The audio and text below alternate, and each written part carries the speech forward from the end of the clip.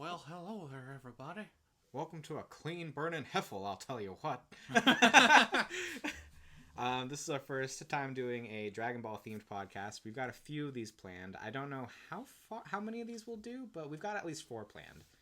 Maybe we'll come back to it at some point if we decide to do something with Dragon Ball. Yeah, I mean, we're potentially both talking about watching the franchise in Japanese, so maybe we'll do something with that. Because I was actually kind of watching some of the stuff in Japanese, and it was getting me like hyped for Dragon Ball again. Like, yeah, and I was also seeing some clips of the Cell Saga in Japanese just because I really like Norio Wakamoto, and so him as Cell makes me go, yeah, all right, I would certainly watch that. Mm-hmm. And also, I do like the dub and all, but it does change some things. Oh, definitely. Yeah. And actually, not just dialogue too. Like, I feel like little tiny elements kind of change, like character changes. Like Goku becomes like this real, like, major pure of heart harbinger of good, which I think he's still kind of supposed to be in the Japanese dub, especially early on in Dragon Ball, because the whole flying Nimbus thing. But later on, especially in like the Funimation English dub, he is so just like pure good. Allied it's to a good. Little sickening good. Allied to good. Nightmare to you. So I'm looking forward to watching that in Japanese someday. I actually had a plan to do that at one point, and I was going to do kind of a podcast series on it. So well, there you go. Yeah. So maybe we can look back on that at some point. Yeah. Also, actually, some small changes to the lore happened in shifting from Japanese to English. Really? Yeah, like sort of how demons work in Dragon Ball. Interesting. Yeah, like it wasn't a case of like Piccolo thought he was a demon, like a slug demon or whatever. He is a demon, but he's also an alien. Like, they're not mutually exclusive. You can become a demon. You can become a demon. Yeah, like that makes sense. Garlic Jr. is also a demon. Yeah, that I knew. Yeah, and also I don't think it ever really gets brought up in the dub, but Krillin was not having a fun time because those killed by demons don't get to move on. Huh. And so that's also kind of a thing in the Saiyan saga, is like, hey, he killed Goku and Goku went to the afterlife. Piccolo's kind of changing, huh? Interesting. Yeah. That's actually really fascinating. But today we're going to be talking about individual sagas and how they rank on our personal scales. Yep. We're not making a definitive top 10 or anything because, for one thing, our list only includes 11 sagas. Yeah. So we're basically doing overarching stories, not looking at how there was like the Android saga followed by the 6-episode Trunks saga. Yeah. Or preceded by, I mean. Yeah. So basically,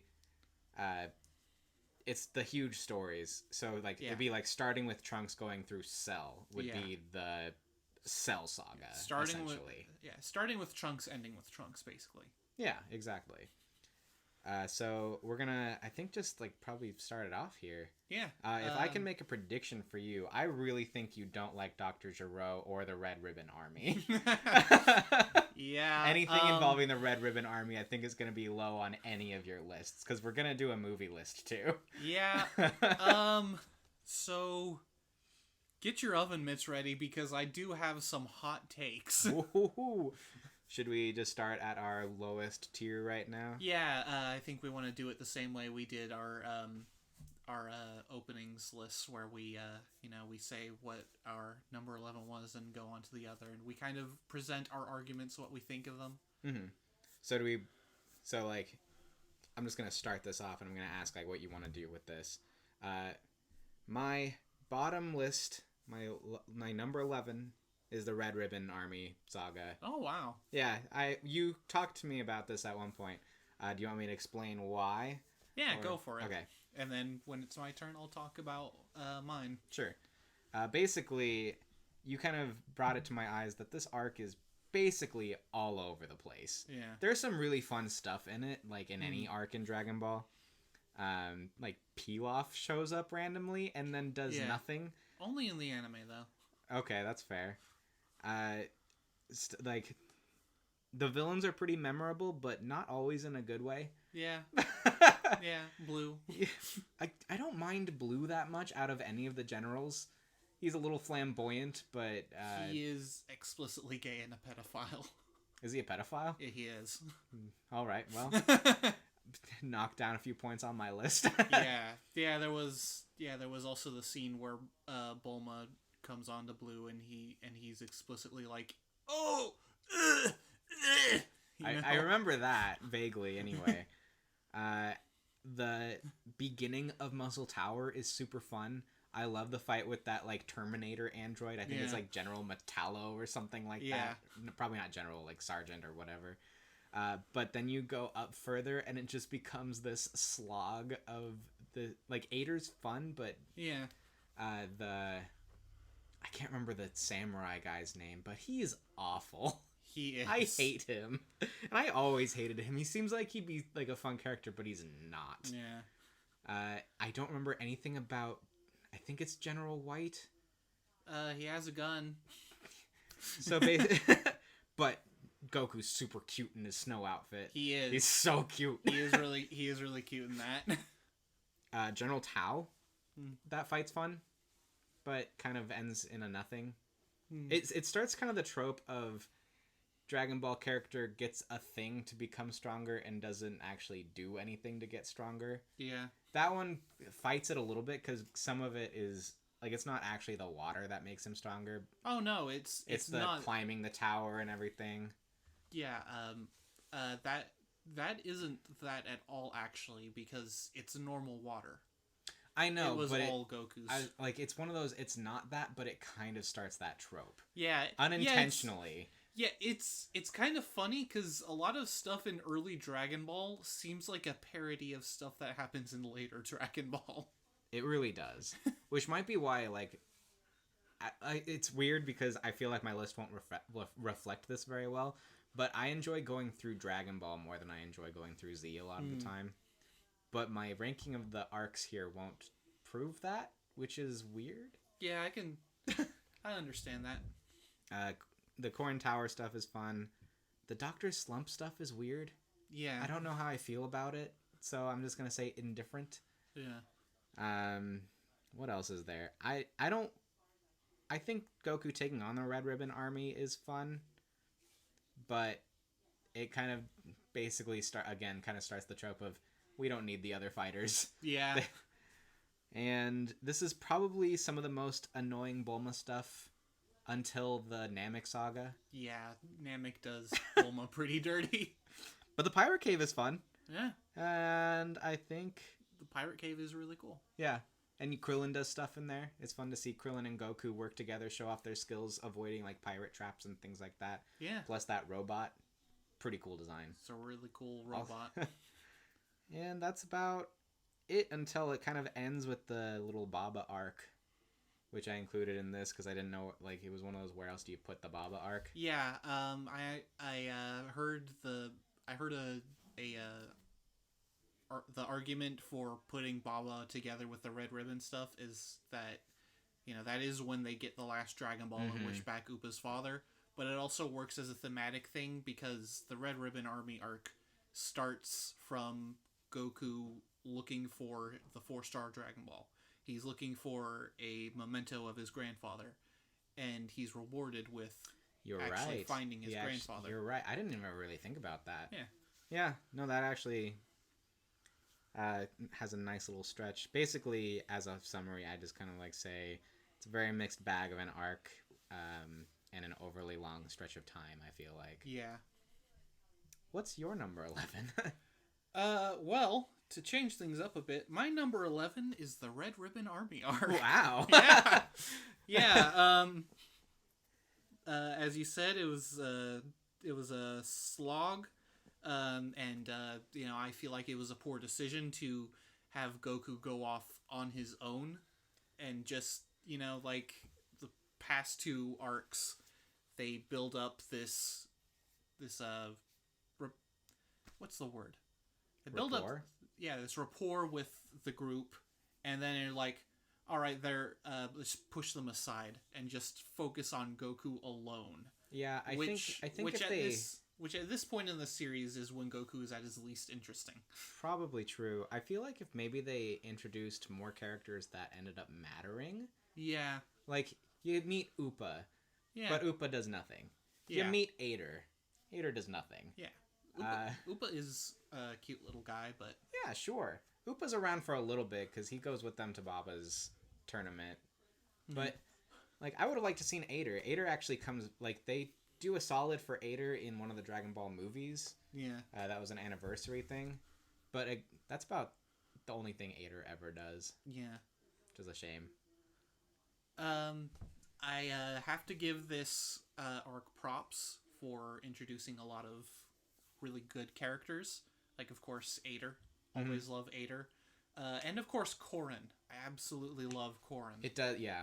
I briefly touched upon that, but Korin's great. I love Korin. Yeah, Korin. Again. Oh, geez. Is he my favorite of Goku's teachers, though? Ooh. That's tricky. Yeah, if he's not my favorite, he's tied with King Kai. Yeah, I mean, Roshi's got the pervy side against him, but I always really liked Roshi until Super. Yeah, Super pushed him too far. But then they take that back, and I really like him during the world or the tournament arc in the end. Like, there's that really touching moment with him passing him on to he's telling his students to eat well, live well, play well, rest well. Yeah, doing the thing from when they first came to Roshi. And that's a really good moment. That is kind of I almost wish Roshi had died there permanently. Yeah. It's I don't want him to die, but that would have been a good way to end him. Yeah. Yeah. But this isn't about Super. No. It's gonna get brought up, but yeah. Yeah. Of course it is, but and we will talk about Super, I'm sure, eventually on this. Probably, and probably GT at some point. Yeah, possibly. Anyways, but I came back to Dragon Ball much later than you, so Dragon Ball kind of had all this build up for me of things were different and maybe a little more interesting back then. Everyone was a bit more equal, and it was disappointing to go back and find out that that's not really true. And it's not as bad in this arc, but I will say that one thing that kind of didn't live up to expectations was Mercenary Tao. I mean, that is true. Although that's kind of half and half because he is sort of the first big martial arts enemy for Goku. He has the Dodonpa, and he has a cool aesthetic. He does the pillar thing, which is awesome. He also kills a man with his tongue. Yeah, that was a little weird. It's weird, but it's memorable. Yeah. And some other really goofy things that Tao does of he's not I'm goofy, but just so over the top badass that it's hilarious. Is the guy trying to assassinate him, and he kicks his slipper off and deflects the bullet with it back at him. I forgot about that. And catches it on his foot as he's walking. And then the bath scene was really good. Remind me. So he gets into the bath, and he uses his ki to start boiling the water in his bath, and then he drops an egg in it to boil it and eats it. It's a shame. Tao seems like he could be a legitimate villain. Yeah. And it seems like they would build him up in a Dragon Ball Z arc to be a villain. Yeah.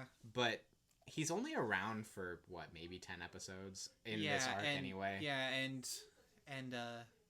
and ultimately, I just don't like how as soon as he starts losing, he completely just turns into a wimp. Yeah, but it was kind of nice to see him taking like Goku earns his power boost in this situation. Yeah. I know I said it starts the trope, but this one he did legitimately earn, where Tao basically just runs up the tower, doesn't put any effort in, and Korin can see that, and he just says, "Here, have the water. Now you're stronger. Now go," kind of thing. And that was another addition for the anime. That didn't happen in the manga. I think I read that, but I still like it. They just fight through the... Yeah, it wasn't a bad addition other than it kind of hurts the pace of the fight. I thought it was fine. Yeah. And doesn't it also introduce like a dark Nimbus cloud in that as well? Yeah. Super weird. Yeah, I guess it's not so much him leaving the fight that hurts the pacing. It's that Goku and Upa decide to chill while he does that. It's like, well, time for lunch, I guess. Right, and like Goku doesn't worry about it at all. Yeah. Oh, and one last thing I'll say, as I was saying before, of like characters I like that got introduced in this arc. Baba was also introduced here. True. And I will also say that there's one joke that is a lot funnier now than it was back then, simply because of evolved context. Where they're fighting the vampire dude, and Puar and Upa go up next. Oh yeah. And Upa like makes a cross. He makes a cross with his arms. Yeah, he makes a cross with his arms, and the vampire's like freaking out. But that's even funnier now because it's like, oh god, he's T-posing menacingly at him. And like Puar transforms into something, doesn't he? Yeah, I think he transformed. Boy or a girl? I can never remember. I guess it doesn't really matter. It's a cat. Yeah, Puar's a cat. One of those sentient talking cats, not one of those cats that lives on Bulma's dad's shoulder. Yeah. Yeah.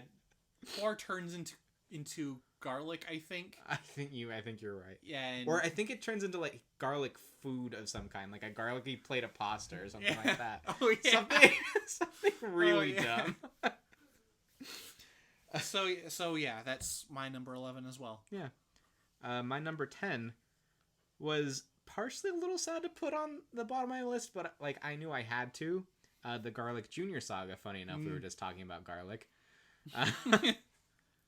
Basically, the reason I'm sad to put this on the lower tier of my list is because this was really the introduction to the Dragon Ball franchise for me. Yeah. I always like imagine the only thing you know about this series is basically like an image of Super Saiyan Goku, and that's it. Yeah. Then you come in and like it's a little confusing, but the action in this one feels really like gritty and painful. Yeah. It's fun to see Piccolo, Krillin, and Gohan be the focus, and it's pretty much the only time you see Kami do anything other than briefly in the like Ma Junior fight. All that being said, Garlic Jr. opens the Dead Zone again, and the story is just dumb, and Krillin's girlfriend is insufferable. But there's fun stuff in there. There's enough fun stuff in there to like beat out the Red Ribbon Army for me, and the nostalgia for it beats it out as well. Yeah. It's just a bad story. It's a bad story with fun elements in it. Yeah. Yeah. That's all I really have to say about it. Also, it has a unique thing about it being a movie villain in anime, like the actual show's arcs. Yeah. It's like the only time I think that happens. Yeah, it's the only time Dragon Ball Z goes Bleach mode and just has a filler arc. Yeah. And it's honestly pretty short. It's only like 15 episodes, 20 episodes, something like that. It goes by pretty darn fast. So I think it's still worth watching. Even you just have to go in there with the knowledge of like, this isn't going to be very good. What's your number 10? So I'm actually curious how you're going to react to this. Number 10 is King Piccolo for me. Oh, that I understand. I feel like, but it's definitely higher on my list. Yeah, it was the first to sort of use the formula that would become the standard for Dragon Ball Z. Yeah. And I and I feel that it is easily the worst at it. I mean, I feel like that's fair. You were talking before about the unearned power up. That's what this That's is. the worst one. That's probably the worst one in the series, and I do have to give you that. Yeah, and Goku's basically just dragged through this weird ice place. Yeah. Where the actual super mystic water is, and like Yajirobe just drags him. Yeah, and you know what's actually even worse about that? What? The anime makes that better. Oh lordy, that's sad. You want to know what happens in the manga? Please tell me. He just goes up to Korra and he's like, "Oh yeah, I actually got the real stuff right over here." Oh, well, at least the anime kind of makes it earned, barely. Yeah. You're right, that is improved, but not a whole lot. I will say for this arc, I love Yajirobe. Yeah, and I didn't know, because I've never watched this in Japanese, they made Yajirobe's voice Krillin's voice because they didn't want to get rid of the voice actor for Krillin. Yeah. So they were like, oh, Krillin hears this, or Goku hears this voice that sounds weirdly like Krillin. Oh, it's not Krillin. Yeah. Yeah, they even put that in the manga where Goku comments, "You sound a lot like my friend Krillin." Yeah. Which is weird. Yeah. Which I feel like makes... Actually, it's not too similar, but, you know, you could kind of see, like, a similarity between, like, the Funimation, Yajirobe, and Krillin. They both got kind of a... Krillin's is higher pitched, but yeah, they got that both gruff. Yeah, and this is also young Krillin at this point, so... Wait, that makes less sense to me, though. Yeah. Yeah. I feel like there was just a big missed opportunity with Tien already being there, and they just kind of opt for, oh man, Tien gets his butt kicked, and then Goku comes to save the day, which I know it was the first time it did this, but it feels like the worst time that this happens. I kind of like that part, because you do have this build-up of Tien, like, watching Master Roshi fail with the evil containment wave. I don't remember what that... Mafaba? Yeah, Mafaba. Yeah. And he goes to try, and he has to fight Drum, I believe. Yeah. And he actually starts to get the upper hand on Drum, which I really enjoy. Like, he uses his martial arts and everything to get the upper hand. But I think something else gets in the way. I think he gets Drum out of the way, starts to use the evil containment wave on King Piccolo, and then Drum runs into it and, like, gets captured himself. No. Isn't that what happens? No, Drum beats up on Tien because, like, there's the iconic frame of Goku coming in and kicking Drum so hard in the face his eye pops out. Oh, yeah. I swear Tien uses the Mafaba, though, doesn't he? He does. He opens with that, and King Piccolo's like, oh, don't like that. I don't remember what stops him from getting locked in, but then he makes Drum to beat up on Tien. Gotcha. It's been a while since I've watched it. Yeah. So maybe I have this slightly idealized memory of that scene. I was just really disappointed by that because of how the previous arc, Master Roshi was looking to Tien to be the next sort of stand-in for him to keep Goku grounded. Yeah, or like really to defend Earth and everything should something like this happen, because can't leave it to Goku, he's still a little kid. Right. Whereas at that point Tien was at least a young adult, like late teenager or something like that. Yeah, and it was kind of disappointing how it would have been really cool to have Tien and Goku team up to fight King Piccolo. Yeah, I could see that. I also found it kind of disappointing how the fight was resolved by, you forgot this arm, and then he just does a one-handed Kamehameha and beats him that way. I mean, I like that because you see his unknown to us at the time Saiyan power come through with, you see that inner strength of the great ape in him as he goes through The part I always found a little weird after that was when he goes up to Kami. He's like, "This is the punch I used to beat King Piccolo." It's like, no, it's not. You're just lunging at him with a punch. You're not blasting yourself with a Kamehameha. You're not doing anything. Yeah, I definitely, it's an iconic moment and all. I just felt kind of underwhelmed by you forgot this arm. I mean, it's not a great line, but I like the moment itself. And King Piccolo going, "Oh, whoops, I did forget that arm." I mean, there's the... that runs in the family, I feel like. Yeah. The later fight with him and Piccolo Jr., you missed my vital organs. All of them? That was a really good dub moment, yeah. So I feel like it runs in the family. Yeah. But yeah, as far as positives go, like I said, I really like Yajirobe, and there was also a filler episode when the rest of the gang were searching for Dragon Balls, and they come across one of the Dragon Balls being is in the hands of a man that Tien had formerly crippled when he was still a dick. Yes, I was watching that like when I was reading the arcs, I was reading some of that. Yeah, I really liked that episode. Yeah. And basically sometimes filler's good. Yeah. And I really like Tien. Yeah. Japan doesn't seem to like Tien. Yeah. Seems like he gets swept under the rug a lot. Yeah. Universe survival arc. Should I say my number 9? Go for it. Yeah, mine's the Pilaf arc, the very first Dragon Ball arc. Basically, I like this arc. I think it's a good place to start for the series.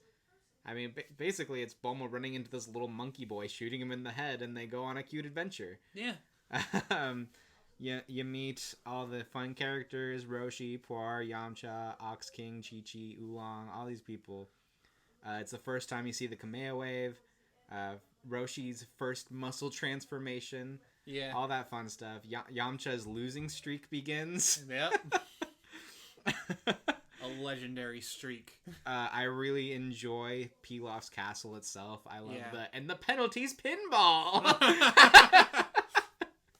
The dragon appears the first time. We see Goku in the very first actual transformation. Yeah. It's fun. It's cute. It's basically a contained story. It's fun and cute. There's not much to say about it. It's the introduction. I feel like it's fair that it's low on the list because they haven't established anything yet. Yeah. Maybe I should actually save what my favorite moment from that arc was for when I get to mine. Is it the panties?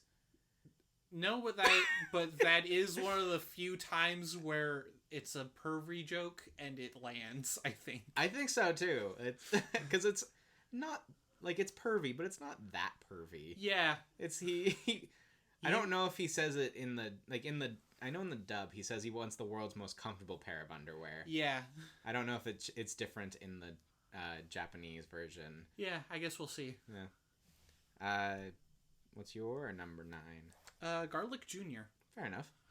I'm surprised it's higher on your list than it is on mine, considering the nostalgia I've got. Yeah, I am too, but I actually don't have a whole lot of negative to say, other than that the story's terrible. Well, yeah, there was a really good opportunity here, you know? Garlic Jr. has so much in common with Piccolo, and this is an arc without Goku or Vegeta. Yeah, you see Vegeta very briefly. Yeah, there was it was the perfect time for there to be a really interesting I'm you as you should have been sort of dynamic between Piccolo and Garlic Jr. But there wasn't. No. And I also think it probably would have been better if it didn't act as a sequel, because then it runs into the problem of the Garlic Jr. movie doesn't fit anywhere. Yeah, it can almost fit, but it just doesn't quite work. Because, theoretically, it's supposed to take place, I think, before the Saiyan saga. Yeah. But but that causes a lot of problems. Mostly with the introduction of Gohan. Yeah. If Gohan wasn't in that movie or was only in it like at the beginning, the problem would basically be erased. Yeah. I actually like Marin. Really? Yeah. I think she's awful. I think she's Bulma at her worst. She's not Bulma because she just doesn't give a crap. I mean, you're right, but like everyone is freaking out over Chi-Chi being angry, and she's just like, "Why are you so angry, old lady?" I think there are a couple funny moments involving her, but I think as a whole, her character is just insufferable. I feel like it's the other characters' reactions to her that are kind of funny. I also thought it was funny how Krillin is like, "Hey, Gohan, I'm introducing you to my girlfriend," and Marin's like, "Why are you friends with a 5-year-old?" Valid point. And then when she gets dumped off at Korin's, she's just like, "Oh, a kitty." Yeah. At Korin, and don't they play strip poker? Yeah, they do, and she wins every time, and she keeps scritching Korin under his chin, and he's like really into it. He's like, I'm a martial arts master. Stop that."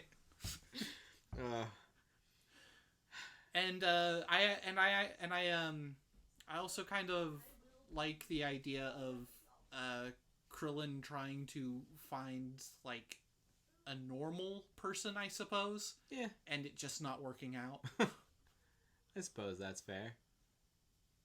Yeah, don't get me wrong. I like that arc. I couldn't put it higher on my list because I hate the story. It's so bad. It's like fun stuff in a terrible story, and I just don't think the fun stuff makes it good enough. Yeah. I love the action in it. The action's great in this one. And the Kami stuff was also a little underwhelming, you know? It was underwhelming, but at least he did stuff. Yeah, he did stuff. He was actually being a guardian of the earth. Yeah, he got to do stuff, and I guess that's what matters. Yeah. So yeah. My next one is the Tien/second tournament arc. Wow. Yeah. Basically, it was a toss-up. This will give away my next one. It was a toss-up between this one or the first tournament arc for me. Mm-hmm. And when it came down to it, basically, I was like, which one do I have more fun watching? And honestly, this arc, I feel like it has a couple great moments, like Goku versus Krillin and Goku versus Tien. Mm-hmm. And I love the moment surrounding Roshi basically passing that torch to Tien, because it's kind of what turns Tien's mind around a little bit, or it's the beginning of it anyway. And like, to keep Goku and Krillin striving for something, I always love that factor about Roshi. Yeah. And I think these two arcs have a really good Roshi stuff in them. I like seeing the bit of Roshi's past with the Crane Hermit's introduction. Yeah. I like the connection between Goku defeating Tao and Tien's history. Yeah. That being said, there's a rivalry between Yamcha and Tien that isn't delivered on at all. Like, there's this weird dynamic, and I feel like it just goes nowhere. There is some promise of Tien keeping Goku back that is basically forgotten about after this arc. Yeah. I don't think that should reflect poorly on this arc, though. I mean, that's fair, I guess. But basically what I'm getting at, like, with this next point, too, is Chaozu is introduced and instantly disregarded. Yeah. And it's basically what I like this arc, but there's too many empty promises in it, I feel like. And I guess that can reflect later on the series, but it makes me sad watching these moments and being like, well, that doesn't happen, that doesn't happen, that doesn't happen, But the fights in this tournament are fantastic, like the ones that are really delivered on. Oh yeah, I even think the one with Tien and Yamcha is pretty good. Like, in a, like, beat down sort of way. Poor Yamcha. Yeah. Yeah, they had some really good banter in their fight, too. Yeah. Like, I gotta give big props to the dub for that one. But yeah, like, I love seeing all the techniques in this one, because, like, again, a lot of these techniques just get forgotten. Yep. A lot of empty promises in this arc. Yeah. it's one thing I do have to give props to Super, bringing that back a little bit again. Super really did try to bring back some of the old stuff. It didn't necessarily fit, but it was nice to see. Like, you do see Tien have his forearms come back out. Super tried to bring... Super was like, hey, remember these cool things Tien did? But it was more like, hey, remember these cool things Tien did? Yeah. While also shouting, yeah, Roshi! Yeah, for real. To the point where I feel like they basically forget that Tien created the solar flare. They basically give it to Krillin. Like, Krillin invented that, right? Yeah. That was Krillin's move. Yeah, because he's bald. So, yeah, right. Yeah. But it is also the first time you see, like, the... I don't want to say Tribeam Cannon, because that's not, that's the dumb name. What are they? Kian-san? No, Kikoho. Yeah, Kikoho. That's it. I was like, Kian-san is the Destructo Disc. Yeah, for the change to dub names, I do think Tribeam is probably the weakest. Destructo Disc is pretty bad. I like Destructo It's okay, but it's kind of bad. I mean, it is what it is. Yeah. Yeah, it is the first time you see the solar flare. Yeah. I like seeing Tien's multi-form technique versus basically Goku's after image technique. Yeah. Things like that are fun. Another thing that's not really delivered on, Tien's basically immune to energy blasts in this for some reason. Yeah, kinda. Yeah. Well, I think they straight up say it. Like, your ki blasts won't work on me. I thought I interpreted that as Yamcha just not being strong enough. I thought he said it to Goku too. I think he only said it to Yamcha. You might be right, but yeah, it's weird. Yeah, I did see it more recently. Fair but enough. I do find it kind of funny that you're talking about dub attack names and going, oh, what's the proper Japanese name for the Tri-Beam, but also just calling it the solar flare. I don't know the Japanese one for that one, to be fair. It's kind of confusing in English. Oh, good. Taioken. Taioken? Yeah. Oh. All right, that one can remain dub. Yeah. Solar Flare I don't think is that bad. It fits the move, I don't know. Anyway, what's your next arc? Number 8, you guessed it, Cell. There you go, yeah. Yeah. I have so many problems with this arc. I can see that. This it hurts me, but I see it. Yeah, all right, well, get out your oven mitts. Oh boy. I don't really like Trunks. I think Trunks is a bit of a missed opportunity. He is, yeah. He's cool in the intro, and then he doesn't really do anything except die. Until the very, very end, where you see a little bit of catharsis. I think what saves Trunks a little bit is the History of Trunks movie. Yeah. In which he doesn't really do anything in that one either, but you at least understand his pain and things like that. Yeah, it fleshes out his character a bit better, and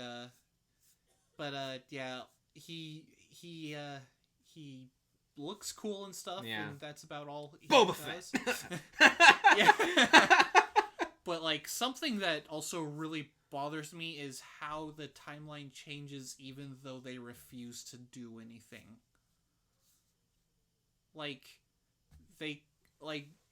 Trunks warns them, and then they are like, alright, well, let's not do anything, actually. Because they were dumb. And then things are different anyway. Dr. Gero is now an android. I always wondered if they were that different. You know what I mean? Yeah. Maybe they just got rid of Dr. Gero and the other android really fast and Trunks didn't hear about it or something. Yeah, maybe. Because Trunks says 17 and 18 are stronger, but that doesn't seem super apparent because Gohan gets his butt kicked by the androids at Super Saiyan, just like Vegeta does at Super Saiyan. Yeah. So I think Trunks might just be dumb. Yeah. Also, the original manga, he does actually name them. Android 19 and Android 20 will be coming. And then, but I do kind of know about that because Toriyama introduced the designs and they were like, So what do the actual androids look like? It's like, oh no, I've got to make new androids. Yeah. And then they're like, oh, those are cool, but they look too normal. Make something more evil, like Frieza. Yeah. Like, oh god, I gotta do something. Yeah. The editor, I think, kind of bungled this whole arc and made it such a mess. And then they introduce Cell, and they're like, cool. What's he transform into? Transform? Yeah, I mean, he's cool, but like, he's gotta like look like get stronger, right? He's like, oh god, I've gotta. Yeah. Yeah, like, I actually do like Androids 17 and 18. Mm-hmm. But again, it's still weird how they act totally differently from Trunks' timeline. I will say the one thing I can't defend that is a change that, or in the timeline that doesn't happen. Yeah, 16 is pretty unexplained. Yeah, and also 16 just should have been Android 8, really. Yeah. I know there's some like interesting backstory that Android 16 is supposed to be like Dr. Gero's son or something. Yeah, and it really does just feel like the editor mandated shuffle of, well, he didn't like these androids, so let's get rid of these guys and try out these new ones. All right, he didn't like those either. Let's bring in Cell. Oh, he doesn't like this bug form. Let's have him transform. Doesn't like the big lips. Gotta go one more. Yeah. All right, I'll just make him look normal looking, I guess. I'll just make him look like Bug Frieza. Yeah, and there are, of course, cool things in this arc, too, like the androids don't emit energy, so they can't really rely on their senses, but I feel it's like the opposite of, like, what the other group, the Z Fighters usually face, like Vegeta not being able to sense their power levels, initially anyway, Frieza not being able to sense their power levels. Now they can't sense the power levels. Yeah, and I feel like that could have done more because in previous arcs, they've gone into how their key senses are so evolved at this point that they're more useful than their vision. Mm-hmm. So having the androids, they could have had the androids be not quite as strong, but because they don't emit ki, they can't keep up with them. Even though they're moving slower. That would be kind of interesting. Yeah, that would have been neat. Yeah. I also just Cell is my least favorite one of my least favorite villains. I could see that. I know you really like his introduction, and I love his introduction. And he does have a pretty cool introduction. I mean, the first part of his introduction, but then he kind of immediately gets his butt kicked by Piccolo, and he's just like, all right, well, the editor doesn't have any faith in Toriyama, so let me just explain my plan real quick, just to get him on board with where I'm going with my story. I guess so. I don't know. It doesn't really bother me. Like, I love his introduction. I love the imperfect Cell bit. Yeah, I can see the problem as soon as he either transforms and then becomes Perfect Cell. Perfect Cell is fairly boring. Yeah. Just because all he wants to do... He gets a bit of a Saiyan complex. Yeah. And I hate the Saiyan complex in any of the stories. Yeah. Go ahead and transform. No problem. Yeah. He pulled a Vegeta after Vegeta pulled a Vegeta. Yeah. Yeah, it's the worst it's the worst it's ever been here, and Super just kind of takes after the characterizations in this arc. You're not wrong, and I think it's because a lot of people probably really started watching and following during this. Yeah. Like, from, like, Trunks on. That's when I started watching. Yeah. Like, really started watching. I said my introduction was the Garlic Jr. Saga, and it was. Yeah. But I basically missed all the Frieza Saga, and then Trunks and the androids were introduced, and I, like, knew about Frieza, so it was like, I knew when he came back, like, it was a big deal, even though it's not. Yeah. Yeah. Yeah, and that's actually another problem is how it diminishes Frieza, and it's not that Trunks is so easily able to beat him. That's not the problem. The problem is that King Cold is stronger than Frieza. That's one of those things. I feel like they messed up. Like,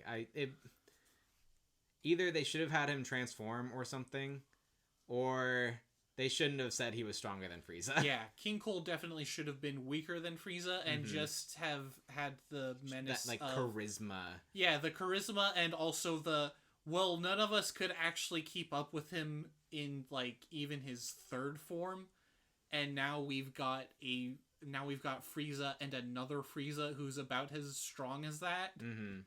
So what do we do? Yeah. Like you didn't need to raise the stakes by having Cold be stronger. No. Like you could, like you already had. Oh, Frieza is Mecha now, and he's stronger now. Mm-hmm. That was enough. And another. I'm just gonna keep harping on Cell here. He never feels threatening to me, you know? I don't think I agree with that. When Cell shows up on the island during like Piccolo and 17's fight, I think Cell is super menacing during that point. I mean, obviously personal opinion, yeah. But you see him attack 17 and Piccolo, and they can't keep up with him. So 16 steps in until Cell can finally get the upper hand and grab 17. Then even 16 can no longer keep up with Cell. Yes, Tien, of all people, is able to beat him down for a little bit, but it's one of those... It's an idea established back with Raditz. Yeah. Whereas the Z Fighters can power so much energy into their ki blasts that it doesn't matter if you're weaker, that blast can still kill you. Yeah. Same with like Vegeta's final flash against against Perfect Cell. Yes, Cell avoids it somewhat, but at that point, nobody can do anything to Cell, but this thing has still blasted through him that Cell has narrowly avoided. Yeah. So, like, I guess I get what you're saying when Cell has no menace, but, like, I find him menace. And, like, whenever he's walking through, like, the cities and stuff, absorbing people, I think the tension is super high during all those scenes. Maybe not the one where he beats, like, the rugby team on the road. That's pretty silly, but I like that moment anyway. Yeah. Like, the imagery of him, like, drinking people through his tail is horrifying for Dragon Ball Z. It is. But ultimately what keeps him from feeling menacing to me is that in his introduction, he completely loses to Piccolo. And he's like, alright, I've transformed into my second form. Now you really can't stop me. And then Vegeta's like, hello. Yeah, no. So, like, I do get your point there. Whereas Cell finally has, like, basically, quote-unquote, earned this power. Yeah. By that point. And then he absorbs 17, and I really think, again, it was partially the editors being like, we hate this form. Get it out of here. Yeah. Yeah, so a lot of editorial messing with it and just mucking it all up. I'm not done ragging on Cell yet, though. Good. Continue. Make me angrier. He has the thing where he has everyone's techniques because he has all their cells, but he uses the most boring ones. Like he just uses Kamehameha. He just uses Special Beam Cannon. He just uses Destructo Disc and I mean, what else are you gonna use? Kaioken. There are weird parts of this that I will agree are problems. One of the big problems I have, and I'll probably bring it's in my notes later, even though the Cell Saga is up higher. You're right in that I don't understand some of how they can get Frieza's and Trunks' DNA. Yeah. But they don't know what Super Saiyan is. Yeah, and yeah, and like, how does that work? Trunks went Super Saiyan. Yeah, and thank you for actually bringing me back to another problem. Is that like, what's this Super Saiyan thing? And yet his other androids are so much stronger than Super Saiyan. Yeah. Which is a problem that could be solved by them like actually deciding to act when Trunks warns them and being like, "Hey, we're watching you. Don't mess up." And Juro like freaks out like, "What is going on? How do they know about me?" And it's like, "Oh, they're so much stronger now. I really need to fix things." Right. But yeah, I really feel like giving Cell the Kaioken would have made things a lot more interesting. Yes, but I think there's stuff about how the Kaioken can't be used at things like Super Saiyan or something. Because it has to do with rage and Cell's, or it doesn't work when you're at a form with like rage or anything. So I don't know if Cell could have used the Kaioken. Oh, well, Cell was never explicitly Super Saiyan, you know? it depends on like I've like kind of looked into Cell a little bit. So he contains like all the S cells, which is a weird thing that like Goku, Vegeta sounds a little metachlorian-y, but like that was added very recently though. You know, that was a thing that Toriyama came up with in like the 2010s. Fair enough. But it's still one of those, like, I feel like you can kind of write that one off. Yeah. It's for, like, the same reason he can't use, like, the Spirit Bomb. The Spirit Bomb was a thing of, like, you have to be pure of heart to use it. Mm-hmm. And so that's why you can't really use it as Super Saiyan. Yeah. So I feel like you can kind of... I understand, but... Yeah, I don't know. I'm going to fight against your Kaioken a little bit. I almost said Kaioken. There's an old muscle memory to that. Yeah. But yeah, he just kind of runs around solar flaring people, even though they can sense him and they don't really need to see him because of that. Yeah, but he lowers his power level like they do on Namek and things like that. It's a little weird, but you can, again, it's stuff you can write off. Yeah. They do explain it. Yeah. So yeah, ultimately it's all a bit of a mess. There is, of course, stuff I like in it. Gohan finally gets his big moment. Krillin and Bulma both get treated really well in this arc. Yeah, Bulma has a lot of solutions that unfortunately get kind of like written off. Yeah. But she is useful. Krillin is also pretty useful for a lot of it, and he has good character moments. Yeah. But I also feel like Jiro got killed off too early because he's kind of the only villain with really strong motivations. Yeah, I feel like I'm going to explain a lot of why I like the Cell Saga. Despite me not liking the Red Ribbon Army arc, I love the callback to it. I love that this Earth-based villain is still a threat after the dynamic of Frieza and like the kind of dynamic of Garlic Jr. Yeah, that kind of takes away from it for me because I'm not convinced that he could just make robots stronger than Super Saiyan. Yeah, I mean, it is weird because one thing he's studying all these things over the years, like the tournaments and everything. Yeah. Collecting cells from people, which is weird to me. Yeah. Like, I feel like the explanation of that is weak. I like the idea. I think the explanation is weak, and I'll give you that one. Yeah. Because, like I said, my biggest problem with that is how the hell do you not know what Super Saiyan is? Trunks showed up. You got his cells too, I think. Because you got Frieza's.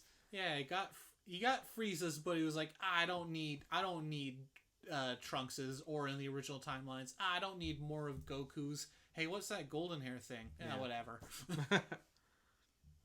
It's super weird. Yeah. Yeah. Like, you would think he would notice how strong Frieza is, and then look at his projections of how strong Goku should be by this point, and be like, that doesn't add up. So yeah, I'm finally done on my tirade on one of the most beloved arcs. That's fair. And I think with that, we will kind of end it there for a minute and kind of probably go into a part 2. Oh wow! Because we're about an hour. Yeah, there will be some ramblings that'll be trimmed, I think. Yeah, I knew this was gonna go a while. I'm having a good time though. I am too. Yeah. So and I figured that I was gonna go long on Cell because. And I feel like that's probably gonna be one of our longest points, but I think technically the majority of our arcs are still ahead of us. We've hit sort of that middle because there's 11 and we're on like number 6 or whatever. So that being said, I think this was a clean burning Hiffle. I'll tell you what. Gallic gun. That was supposed to be Bobby Hill or Cell. No, that wasn't supposed to be Bobby Hill. That was supposed to be Dale. Oh, Dale. That was Dale? Yeah, Dale is Vegeta. Okay.